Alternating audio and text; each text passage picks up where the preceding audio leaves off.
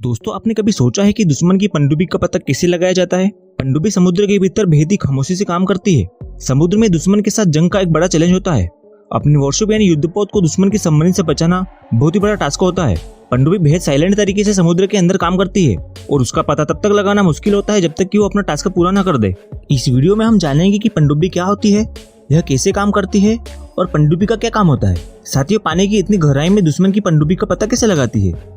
जानने से पहले चैनल को सब्सक्राइब जरूर करें, क्योंकि इसी तरह की नॉलेजफुल वीडियो हम आपके लिए लाते रहेंगे।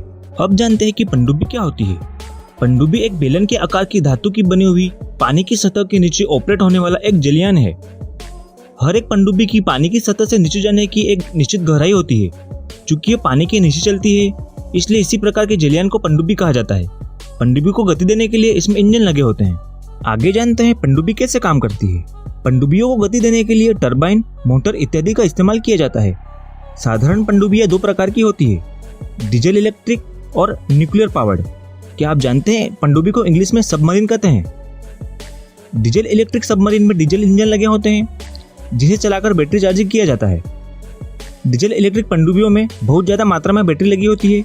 यह बैटरियां एक बड़ी सी मोटर को गति देती है, जिससे पनडुब्बी आगे बढ़ती है।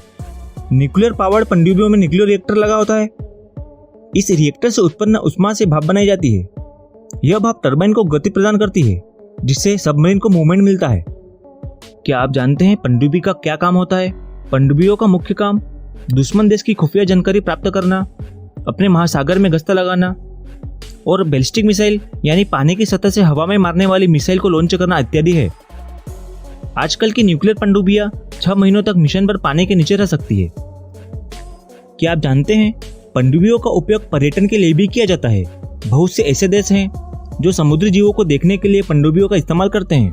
अगर यहाँ तक की वीडियो अच्छी लगी तो इसे लाइक जरूर करें और हमारे देश की जल सेना की हिम्मत बढ़ाने के लिए कमेंट बॉक्स में जय हिंद जरूर लिखें। अब जानते हैं कि दुश्मन पनडुब्बी का पता कैसे लगाया जाता है। दुश्मन के सबमरीन अपना टास्क पूरा करते हैं, तो इसका मतलब ये है कि दुश्मन का मकसद पूरा हुआ। ऐसे में दुश्मन को हराने के लिए उसके सबमरीन का पता लगाना और उसकी सही पोजीशन के बारे में जानकारी हासिल करना जरूरी हो जाता है। ऐसे में सोनार सिस्टम काम आता है। सोनार सिस्टम को हम अंडर वाटर रडार कह सकते हैं। सोनार सिस्टम पानी के अंदर आवाज पैदा करता है और वो साउंड वेव पानी के अंदर ट्रेवल करती है। अगर वो पानी के अंदर किसी ऑब्जेक्ट से टकराएगी तो वापस आएगी। वो किसी शिप, किसी सबमरीन या किसी पत्थर से टकराकर भी वापस आ सकती है। ऐसे में टकराकर जो साउंड वेव्स वापस आती है, उनके जरिए सोनार ऑपरेटर बताते हैं कि पानी के अंदर क्या है। हालांकि ये पता करना इतना आसान भी नहीं है।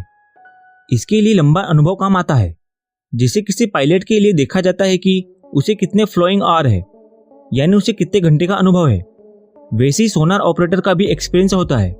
हर प्लेटफॉर्म का प्रोपल्शन सिस्टम अलग होता है। जैसे सबमरीन का डीजल इंजन होता है, सबमरीन का प्रोपेलर छोटा होता है। इसी तरह वॉरशिप का अलग होता है और मर्चेंट शिप का प्रोपेलर बड़ा होता है। प्रोपेलर की स्पीड भी अलग अलग होती है। सबमरीन पानी के नीचे कम स्पीड में है, तो प्रोपेलर की पानी को काटने की आवाज अलग होगी। सोनार ऑपरेटर की ट्रेनिंग इस तरह की होती है कि वो प्रोपेलर की स्पीड से पहचान कर सकते हैं कि वो वॉरशिप है, मर्चेंट शिप है या फिर कुछ और। सोनार ऑपरेटर के सामने एक सिस्टम लगा होता है, जिसमें सबमरीन या शिप की साउंड समंदर की आवाज को फिल्टर कर डिस्प्ले होती है। मान लीजिए कि साउंड वेव सबमरीन से टकराकर वापस आई, तो उसका पता लगाने के कई पॉइंट्स होते हैं। सबमरीन आमतौर पर 60 से 70 मीटर लंबी होती है।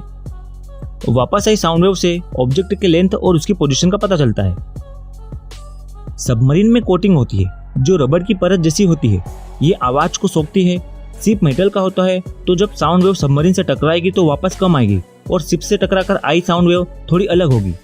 शिप आकार में भी सबमरीन से बड़ा होता है। आप कितना दूर है इसका पता लगाते हैं कि साउंड वेव कितनी जल्द वापस आई। यह वापस आने में देरी लगी साउंड वेव धीरे धीरे बदलती है, तो इसका मतलब ये हो सकता है कि सबमरीन से टकराकर आ रही है। हालांकि सबमरीन साइलेंट किलर होती है और ट्रांसमिट नहीं करती, इसलिए इसका पता लगाना मुश्किल होता है। वहीं सबमरीन को शिप का पता जल्दी लग जाता है। सबमरीन खुद आवाज कम करती है, तो उसके आसपास की आवाज साफ सुनाई देती है। सबमरीन और वॉरशिप के आग मिचोली में शिप को सबमरीन की आवाज सुनाई दे, इससे पहले सबमरीन शिप की आवाज सुन लेगी। वॉरशिप में आमतौर पर 2 प्रोपेलर होते हैं, वो तेज भी चलते हैं। रोटेशन और स्पीड से पता लगता है कि वॉरशिप है या मर्चेंट शिप है। वॉरशिप और मर्चेंट शिप के प्रोपेलर का साइज अलग होता है। समंदर में इनकी पहचान भी जरूरी है, क्योंकि समंदर में हर वक्त कई देशों के सैकड़ों मर्चेंट शिप इधर उधर जाते रहते हैं। खासकर हिंद महासागर व्यापार के लिहाज से दुनिया के लिए कितना अहम है, इसका अंदाजा इससे लगाया जा सकता है कि दुनिया भर के बड़े कार्गो में से 1/3 कंटेनर शिप में से करीब आधे और ऑयल ले जा रहे शिप में से 2/3 शिप यहीं से गुजरते हैं। तो दोस्तों, आपने जाना कि हमारी पनडुब्बी दुश्मन की पनडुब्बी का पता कैसे लगाती है। वीडियो को अंत तक देखने के लिए आपका तहे दिल से शुक्रिया। वीडियो छोड़ने से पहले जय हिंद जरूर लिखें। धन्यवाद।